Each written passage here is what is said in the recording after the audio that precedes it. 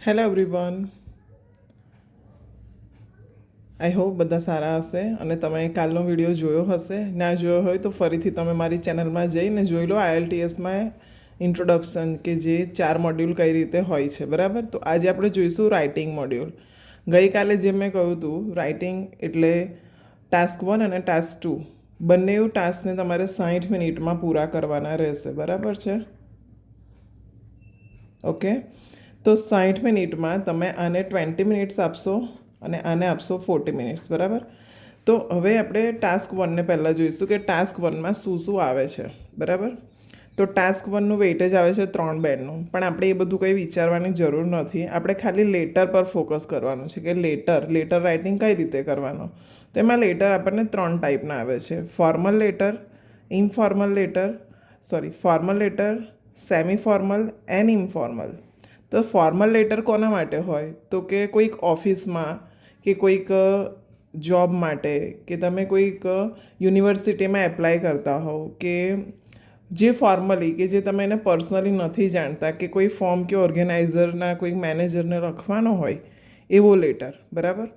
Semi formal કોને કહેવાય? તો કે તમે લેન્ડલોર્ડને લખો, તમે જે જોબ કરતા હોય ત્યાંનો કોઈ ઓનર મેનેજર હોય કે જેને તમે નામથી જાણતા હો પણ તમારા પ્રોફેશનલ રિલેશન હોય, ફ્રેન્ડવાળા હોય નહીં, બરાબર. તો એને સેમી ફોર્મલ લેટર લખવામાં આવે છે.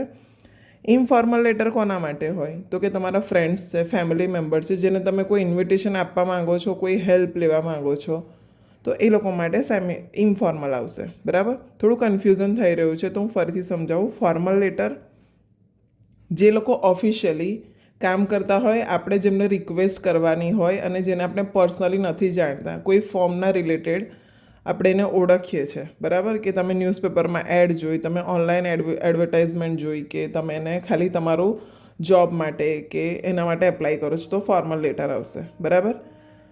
સેમી ફોર્મલ લેટર કોના માટે? કે જે લોકોને તમે ઓળખો છો પણ એ કોઈક હોદ્દા પર છે, કોઈક એવી જગ્યાએ છે કે જે તમે ફ્રેન્ડલી એની સાથે ડિસ્કશન ના કરી શકો, તો એને સેમી ફોર્મલ આવે, બરાબર.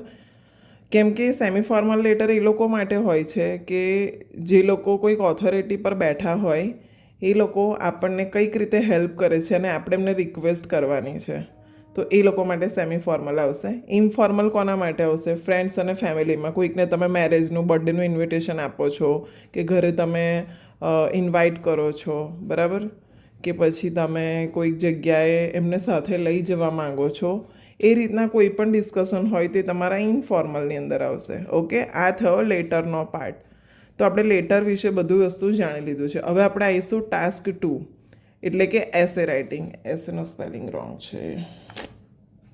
ઓકે, જો આવું થઈ જાય, ઘણીવાર આપણે નોટ્સ બનાવતા હોય ને, એટલે જ હું તમને આગળ બધી ટિપ્સ આપીશ કે કઈ રીતે તમારે તમારું રાઇટિંગ સુધારવાનું છે, બરાબર. તો હવે આવશે એસે રાઇટિંગ. એસે રાઇટિંગમાં કઈ રીતે હોય છે? તો કે ટોટલ આટલા ટાઈપના એસે હોઈ શકે. તો આપણે કંઈ એવું નથી કે આટલા બધા આવી ગયા, ના, એવું નથી હોતું. ડિસ્કસ બોથ ધ વ્યૂનો એક ટોપિક હશે. પછી આવશે પ્રોબ્લેમ સોલ્યુશન, કે એક સિચ્યુએશન આપી હશે, એના કયા કયા પ્રોબ્લેમ છે અને એના સોલ્યુશન શું હોઈ શકે, તો એનું આપણે લખવાનું છે. એડવાન્ટેજીસ એન્ડ ડિસએડવાન્ટેજીસ, બરાબર. એડવાન્ટેજીસ એન્ડ ડિસએડવાન્ટેજીસ એટલે બંનેને આપણે લખવા જ પડશે. પછી ફોર્થ છે એડવાન્ટેજીસ આઉટવે ડિસએડવાન્ટેજીસ. આ વર્ડ બહુ મોટો ઇમ્પોર્ટન્ટ રોલ છે આનો, બરાબર. તો આપણે આ વર્ડને યાદ રાખવાનો છે. આઉટવે આવે તો એનું અલગ આખું સ્ટ્રક્ચર થઈ જશે. હું આ બધાના સ્ટ્રક્ચર તમને સમજાવીશ. પછી 5th નંબરનો આવશે ડાયરેક્ટ ક્વેશ્ચન, કે તમને એક સિચ્યુએશન આપી હોય અને નીચે તમને 3-4 મેજરલી 3 જ ક્વેશ્ચન હોય છે, તો 3 ક્વેશ્ચન આપ્યા હોય અને 3 ક્વેશ્ચનને તમારે નીચે એક્સપ્લેન કરવાના. પછી 6થા નંબરનું છે do you agree or disagree, બરાબર. 7th છે to what extent do you agree or disagree. Agree or disagree આવશે તો બંનેમાંથી એક જ ડિસિઝન તમારે લેવાનું છે. વોટ એક્સટેન્ટની અંદર શું આવશે તો એનું પણ સ્ટ્રક્ચર હું તમને આગળ શીખવાડીશ.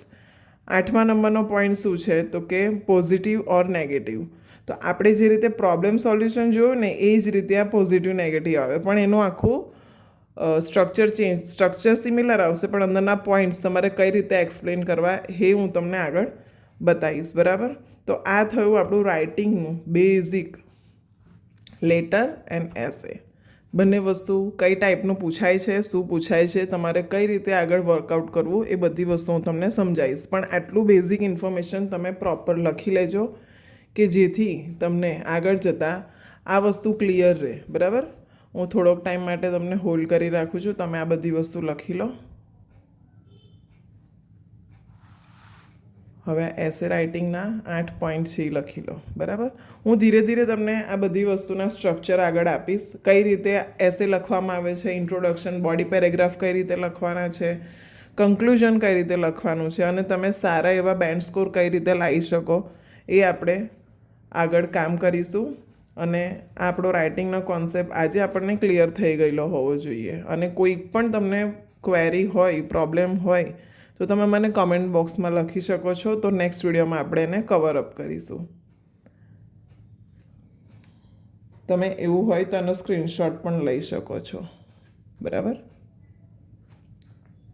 લેટર રાઇટિંગ અને એસે રાઇટિંગ.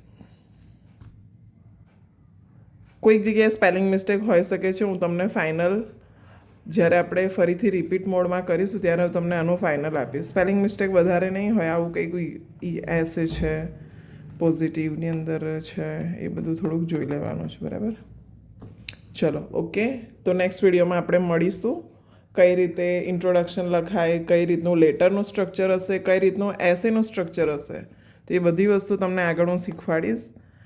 હોપ સો તમને આ વિડીયોની અંદર થોડીક ટાઈમની અંદર તમને આ રાઇટિંગનું બધું જ નોલેજ મળી ગયું હશે. તો તમે મને કમેન્ટ બોક્સમાં જે પણ ક્વેરી હોય એ લખી શકો છો. અને તમે આ વિડીયોથી સેટિસ્ફાઈડ હો તો તમે નીચે તમારા ગ્રેટિટ્યૂડની કોઈ પણ મેસેજ લખી શકો છો કે જે અમને વિડીયો બનાવવામાં વધારે ઇન્સ્પાયર કરે. ઓકે, તો ચલો મળીએ છીએ નેક્સ્ટ વિડીયોમાં. Thank you.